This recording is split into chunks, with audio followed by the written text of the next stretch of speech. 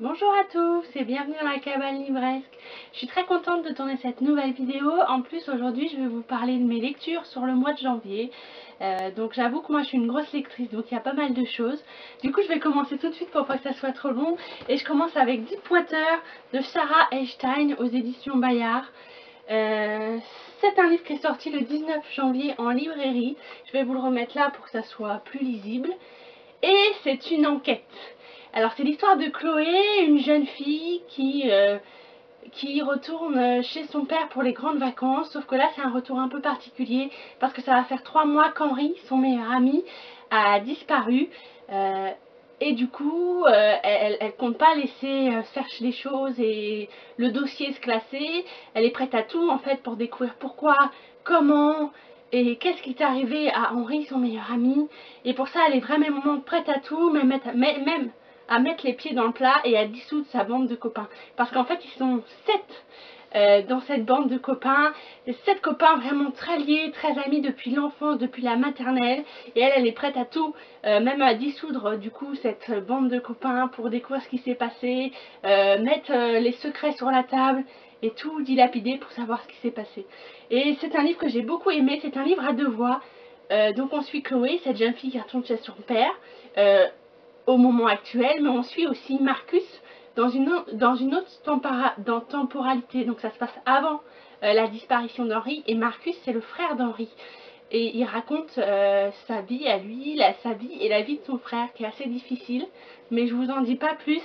Et du coup, entre ces deux temporalités là, il y a cette disparition. En plus, comme par hasard, c'est une disparition qui s'est passée dans une tempête. C'est un livre que j'ai bien aimé parce que je m'attendais pas à la fin, mais j'avoue que c'est pas mon genre de prédiction, j'ai du mal avec le polar. Mais là j'ai vraiment passé un bon moment, c'était plutôt chouette. Mais je trouve ça dommage parce que du coup 7 personnages, ça fait vraiment beaucoup. Et du coup l'autrice met pas l'accent sur tous les personnages. Il y a des personnages qu'on voit peu, qu'on voit moins, et c'est dommage. J'aurais bien aimé moi en découvrir plus sur ces personnages là. Mais sinon j'ai passé un très bon moment, c'était très chouette. Pour les gens qui aiment ce genre de livre, de thriller, de policier, je pense que voilà, ça pourrait leur plaire. Alors ma deuxième lecture du mois de janvier, ça a été Où est la vraie vie. C'est un twisted tale, je suis désolée, j'ai du mal avec l'anglais, de Disney. Donc en fait ils revisitent les contes classiques, ils en ont fait beaucoup. Moi j'en ai lu que 2 du coup pour l'instant. J'ai lu Hercule et Réponse, donc c'est Hachette qui fait ça. Et là l'autrice c'est Liz Brashley, et ça a été un coup de cœur. J'ai eu de la chance au mois de janvier parce que j'ai eu pas mal de coups de cœur. Et celui-là notamment, voilà, c'était un mois, enfin c'était une période où j'avais besoin d'un livre cocooning, un livre bonbon. Et Réponse, c'est mon Disney préféré de tous les temps. Du coup je me suis dit bah c'est l'occasion, je vais sortir la revisite de chez Hachette. Et j'ai vraiment adoré parce qu'en fait l'autrice, elle remet l'histoire vraiment dans le réel. En fait c'est un jeune garçon qui suit sa sœur qui a un cancer, faire ses chimios. Et en fait pendant ses chimios, sa sœur elle lui réclame tout le temps Réponse parce que c'est également son dessin animé. Et son frère au bout d'un moment il en a marre de lui raconter tout le temps la même histoire et de regarder tout le temps le même dessin animé. Et du coup il lui propose de faire sa propre proposition et de réécrire Réponse. Donc c'est là que commence du coup le twist and tell de Réponse.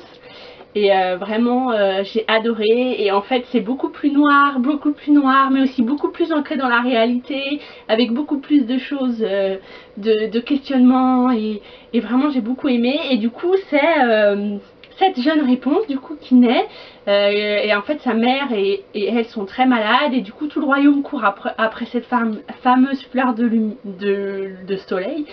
Mais et si la personne qui avait trouvé cette fleur s'était trompée et avait donné la fleur de lune à la mère de Réponse, et donc à Réponse. Et en fait à sa naissance, Réponse elle va, à cause de ses cheveux magiques, faire mourir sa nourrice. Mais forcément c'est un bébé donc elle s'en rend pas compte, mais ses parents du coup se rendent compte de l'erreur et que ses cheveux sont très dangereux. Et du coup ils décident de la confier à une nourrice qui sera capable de l'élever, de l'éduquer et de lui apprendre à contrôler ses pouvoirs. Voilà, le début ça commence comme ça. Et du coup il y a des nouveaux personnages qui vont faire leur apparition, qui sont pas forcément dans le dessin animé. Mais voilà, moi j'ai vraiment beaucoup aimé. Un gros coup de cœur par rapport à Hercule. Hercule j'avais moins aimé, mais celui-là particulièrement. Je continue tout de suite avec mon deuxième coup de cœur du mois de janvier, L'Empire d'écume d'Andrea Stewart. Donc le tome 1 qui s'appelle La fille aux éclats d'os dans la collection Big Bang. Et la collection Big Bang, c'est la collection Young Adult de chez Brajlon. Et bon, déjà mon exemplaire est très très beau, la couverture est superbe, en plus il est en relié. Donc à l'intérieur j'ai des illustrations. Je pense que vous n'allez pas très bien les voir, mais je vais essayer de les remettre ici. Et je suis tombée des nues. De toute manière, en général, je suis fan de la collection Big Bang. J'ai lu tout ce qu'ils ont fait et j'ai tout aimé. Et vraiment, celui-là particulièrement.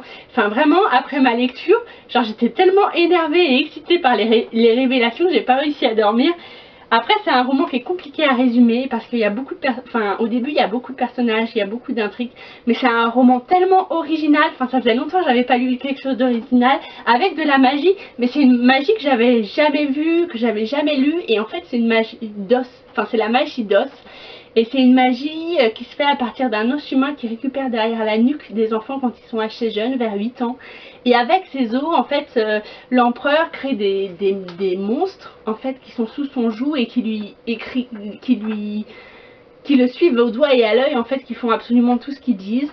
Et de là, c'est le mystère, en fait, de cet empire. D'ailleurs, dans cet empire, d'où le titre L'Empire d'écume, c'est plein de petites îles, en fait.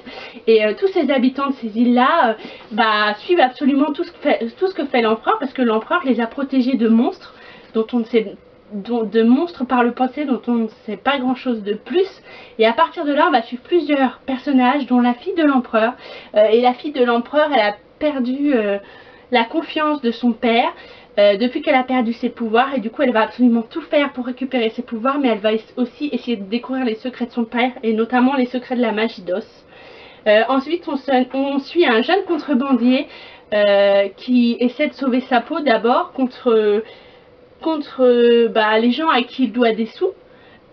Mais en fait lui, le seul truc qu'il veut, c'est retrouver sa femme qui a disparu depuis plusieurs années, et du coup il vogue de mer en mer sur son bateau jusqu'au jour où il va se retrouver sur une île qui va faire face à une catastrophe naturelle, et de cette catastrophe naturelle il va repartir sur son bateau avec une petite bête qui pense être un chat mais qui n'en est pas du tout un, et un jeune garçon.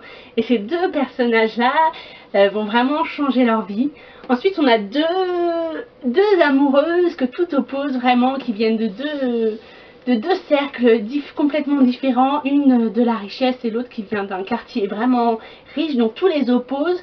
Mais est-ce que leur amour va être plus fort pour battre ça? Enfin, je sais pas, c'est difficile à expliquer. Après on a aussi un personnage très mystérieux dont on ne sait vraiment pas grand chose au début, mais on sent qu'elle va avoir un impact très fort sur ce livre là. Donc en fait je crois que c'est ces quatre personnages là clairement qu'on va suivre tout au long du récit. Mais vraiment voilà, lisez ce livre, découvrez ce livre. Moi j'ai hâte que le tome 2 sorte. D'ailleurs je crois qu'il sort bientôt, je crois que c'est en mars. Et la couverture elle est toute bleue et elle est aussi belle que le premier tome. Et vraiment je me languis de savoir la suite quoi. Je suis que ça. Donc voilà, n'hésitez pas à découvrir ce livre très original, très bien écrit. Les chapitres s'enchaînent vraiment très très vite, et j'avais peur au début avec tous ces personnages, mais finalement on s'y accroche très vite et on s'y retrouve. Ensuite, et c'est vraiment Corba, l'île du mage de Rémi Faure aux éditions Les Arènes. C'est un tout petit jeunesse celui-là qui peut se lire à partir de 9 ans, et en fait je l'ai découvert grâce à des clients de la librairie, parce que j'ai beaucoup de gens qui venaient dernièrement pour me demander cette série. Donc je me suis posé la question de ce que c'était, et j'avoue j'ai craqué parce que la couverture déjà est trop belle. Enfin il y a un effet métallique vraiment très joli, et le speech, enfin vraiment ça m'a donné vraiment très envie. Donc voilà, je l'ai acheté et je l'ai découvert tout de suite. Donc c'est l'histoire d'un jeune orphelin qui s'échoue sur une île, et ce jeune orphelin il se souvient plus du tout, il a plus aucun souvenir de ce qui s'est passé avant, etc. Et en fait il va trouver sur l'île où c'est une toute petite île, sur l'île où il a échoué, 3 autres jeunes enfants de son âge avec qui il va sympathiser. et en fait il va se rendre compte que ces 3 autres enfants ils partent pour une quête parce qu'ils ont un de leurs autres amis qui a disparu, et du coup ils décident de partir en quête en fait pour essayer de le retrouver. Sauf que forcément il va leur arriver plein de mésaventures. Il va leur arriver plein de choses. En plus, ils ont 2 amis très très rigolos, notamment un petit zèbre qui change de couleur et une hyène. Une hyène qui dit qu'elle a une licorne. bizarre, mais c'est un monde de magie, c'est un monde rempli enfin voilà, c'est un petit jeunesse qui se lit très très vite. Après, est-ce que je lirai la suite, je ne sais pas, mais vraiment j'ai compris pourquoi les gens venaient chercher cette série. Enfin, j'ai adoré. Est-ce qu'ils retrouvent leur ami à la fin? Je ne vous en dirai pas plus, mais voilà. En plus, les trois enfants, enfin les quatre enfants, ils ont tous des caractères bien différents, bien assimilés, et c'est pas des enfants stéréotypés. Il y a un timide, il y en a une qui trouve pas sa place non plus, il y en a un, c'est un gourmand, donc il fait que manger, etc. Donc j'ai beaucoup aimé le fait que ces enfants-là soient pas des enfants dès le début, soient pas des grands héros et plein de qualités. Donc voilà, c'est ce que je trouve chouette dans ce petit roman, mais c'était une belle déception du mois de janvier, c'est peut-être celui-là, c'est le nouveau John Green, donc bienvenue dans l'Anthropocène chez Gallimard, qui est sorti d'ailleurs récemment, je crois il sortait hier, donc mercredi, donc vraiment très très récemment. Donc John Green, bah on le présente plus, hein, c'est l'auteur de Qui es-tu Alaska, Nos étoiles contraires, voilà, donc des romances qui ont très très bien marché, qui ont d'ailleurs été adaptées au cinéma et en série je crois pour Qui es-tu Alaska. Et celui-ci c'est son nouveau roman, sauf qu'en fait c'est pas un roman. Donc moi je suis un peu tombée des nues. John Green, enfin il a voulu parler du monde, de ce qu'il ressentait après le Covid. En fait il a été très malade et après le Covid en fait il a voulu parler de son ressenti. Et en fait au début d'ailleurs dans le prologue il dit qu'on est voué à l'extinction, en fait que notre planète se meurt, etc. Sauf qu'il dit que en fait le plus triste dans tout ça c'est qu'on a fait tellement de belles choses et qu'on laisse tellement de magnifiques choses, on a fait tellement d'avancées technologiques et ce genre de choses que le plus triste finalement c'est ça, et que malheureusement il faut pas rester triste et il faut regarder au plus tôt tout ce qu'on a fait et jusqu'où on a été. Et du coup il va dans des en fait il va exposer pour lui ce qui l'a touché, ce qui l'a touché par rapport à l'être humain, les avancées historiques qui l'ont marqué, et ce genre de choses. Donc je sais plus combien de chroniques il y a en tout. Il doit y avoir, bon il y a quand même 550 pages, hein. Il doit y avoir une trentaine de chroniques je pense. Vous voyez d'ailleurs il y a des thèmes, je vais vous donner, regardez quelques thèmes. Le climatiseur, les vélociraptors, internet, les couchers de soleil, le pâturin des pieds, la peste, la neige mouillée, etc. etc. Et bon j'en ai lu quelques-uns, je crois que j'ai lu une centaine de pages. Mais vraiment ma question c'est: qu'est-ce que ça fait dans le rayon jeunesse? Je pense que vraiment il va perdre, je dis pas hein, c'est très intéressant ce qu'il écrit, ça change vraiment de son écriture habituelle, mais ça n'a rien à faire en jeunesse. Vraiment je pense qu'il va perdre son lectorat, alors qu'en le mettant dans un autre rayon, par exemple en sciences humaines, soit en sociologie, en histoire ou même en essai, il aurait trouvé un nouveau public, un public auquel ça aurait plus accroché, et pourquoi pas les jeunes vraiment qui ça intéresserait, ils auraient été le chercher dans ce rayon là.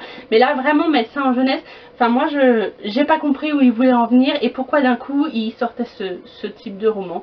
Donc voilà, j'ai pas été au bout et je pense pas que j'irai au bout parce que vraiment voilà, ça m'intéresse. En roman j'ai aussi lu Les longueurs de Claire Castillon chez Gallimard dans la collection Scripto. Donc c'est un petit livre qui fait 200 pages à peu près, donc il se lit très très très vite. Et là c'est vraiment un livre dérangeant. Enfin j'ai bien aimé, mais je peux pas dire que ça soit un coup de cœur. En fait c'est l'histoire c'est une histoire de pédophilie, mais vue par la jeune fille en fait. Donc les mots sont très doux, mais c'est très cru, c'est très malsain. Et en fait j'ai eu l'impression en lisant ce livre que je lisais un journal intime, que je lisais quelque chose que j'aurais pas dû, que je rentrais en fait ouais dans un journal intime et que je lisais par exemple le journal de ma soeur et qu'après ma lecture j'allais me faire taper sur les doigts.